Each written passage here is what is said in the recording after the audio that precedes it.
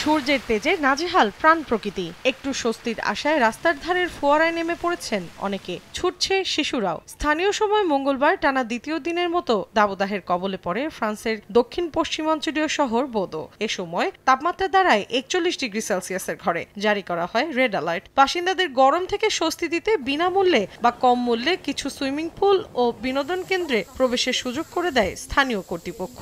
আবহাওয়া বিভাগ জানায়, তীব্র তাপপ্রবাহ ছড়িয়ে পড়তে পারে দেশটির পূর্ব মধ্যাঞ্চল এবং উত্তর পূর্বাঞ্চলেও। তাপপ্রবাহে প্যারিসের সেইন নদীতে সাঁতার কাটতে দেখা যায় স্থানীয় বাসিন্দা ও পর্যটকদের।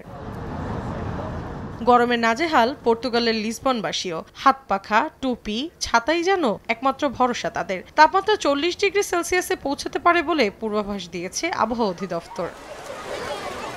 সুইমিং পুলে নেমে খানিকটা স্বস্তি খোঁজার চেষ্টা করছেন জার্মানির ফ্রাঙ্কফুর্টের বাসিন্দারা। পথচারীদের শীতল রাখতে রাস্তার ধারে পানি ছেটানোর ব্যবস্থা করেছে ক্লোন শহর কর্তৃপক্ষ। জিতুন লাখ টাকা ও ডানো প্যাকে ছবি ফিচারের সুযোগ। বিস্তারিত দেখুন আরলা ডানোর ফেসবুক পেজে।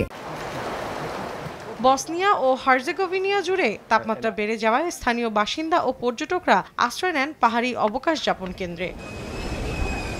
তীব্র দাবদাহে নাজেহাল স্পেনের রাজধানী মাদ্রিদের বাসিন্দারা। আগামী সোমবার পর্যন্ত এই তাপপ্রবাহ অব্যাহত থাকার পূর্বাভাস দিয়েছে আবহাওয়া বিভাগ। মৌসুমী সাথী, সময় সংবাদ।